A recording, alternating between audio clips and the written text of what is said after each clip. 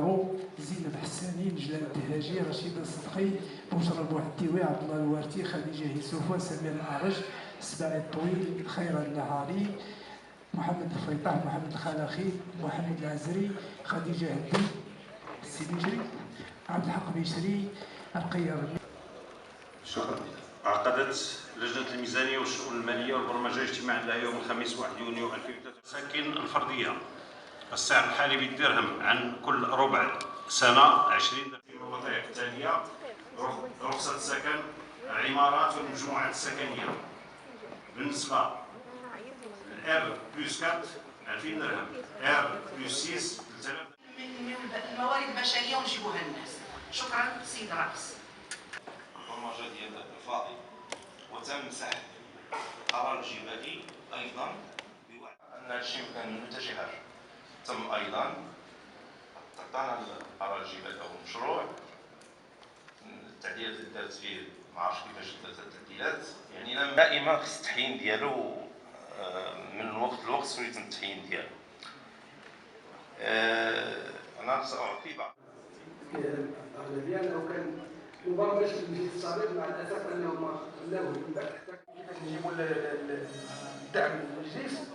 ماشي غير الناس اللي محصيين واللي كيخلصوا نزيدوا عليهم حتى بدوك اللي مازال. السي نامي تفضل.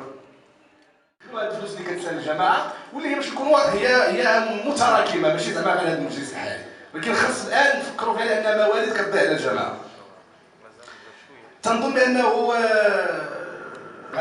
في دوره نستدعيو الخزين الاقليمي باش نتناقشوا في هذه الامور ديال باقي استخلاصوه، لان فعلا كاين اموال الان متراكمه اللي يمكن تكون ما نعطيوهم فرصه والساعه دائره الاستشاره، يمكن يكون شي مشروع جيد في المستقبل. شكرا. السي شهاب اللي ذكر المحطه الطرقيه، احنا راه ما متكاسلينش بالنسبه لهذا الموضوع. احنا راه عقدنا مجموعه من اللقاءات مع لا سانتال وحنا بصدد حل هذا المشكل ان شاء الله قريبا. وشكرا.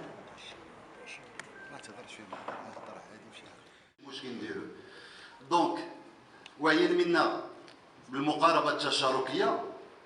حنا هذا الملف ديال القرار الجبائي ما جيناش وحطينا هكاك ولا زعما جينا بين عشيه وضحاها ودرنا ارقام وتخيلناهم وحطيناهم.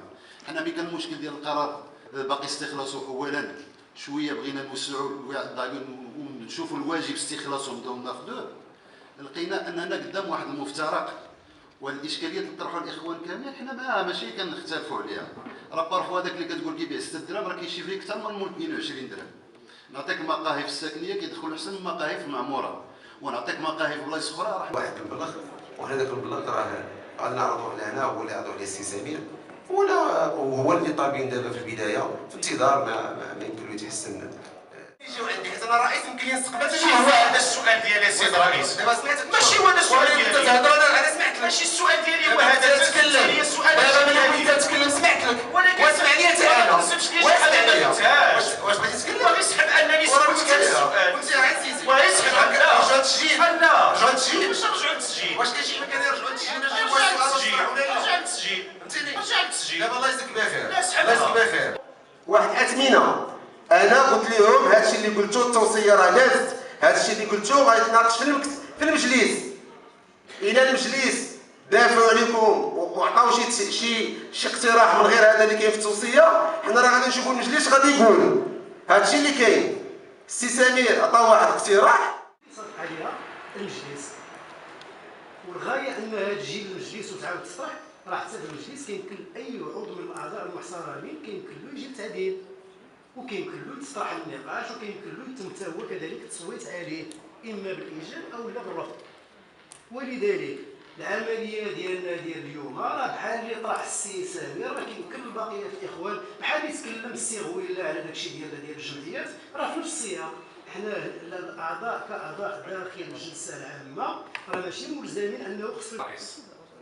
السيد الرئيس كون كان السي سمير جاب لك اقترح ما السيد المحامي ما يطلب منه كتابه راه والو، ولكن السيد الرئيس غادي نتكلم اخر، ولكن السيد الرئيس حتى نتكلم معك ان السي سمير جاب لنا مقترح ديال الجمعيه الوطنيه ياك، ولهذا داك الشيء اللي السيد المحامي والسيد المستشار تكلم قال لي جيب لنا شي حاجه مكتوبه. حنا ماشي ضد، حنا بالعكس مجموعه مجمعي وطني بلغارتي لا في نقاش، وحنا تمنينا هذا الشيء في نقاش وفي حوار مع الاخوان ديال المقايل.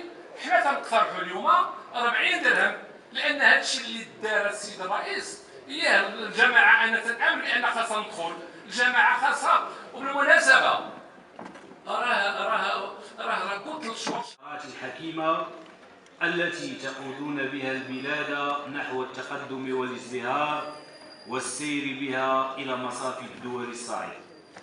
كما نؤكد لكم يا مولاي عزمنا الثابت على السير قدما وراء توجيهاتكم الرشيدة وآرائكم الحكيمة، مبتهلين إلى العلي القدير أن يكون لكم خير معين، وأن يكلل مسيرتكم بالتوفيق المتين، وأن يحفظكم ذخرا وملاذا لهذا البلد الأمين. حفظ الله مولانا الإمام بما حفظ به الذكر الحكيم، وأدامكم منبعا للمفاخر والأمجاد، وأقر الله عيني جلالتكم بولي عهدكم المحبوب صاحب السمو الملك الأمير الجليل مولاي الحسن، وسنوته المحبوبة صاحبة السمو الملك الأميرة لاله خديجة. كما نبتهل إلى الله سبحانه وتعالى بأن يشد عضدكم بشقيقكم صاحب السمو الملك الأمير مولاي رشيد.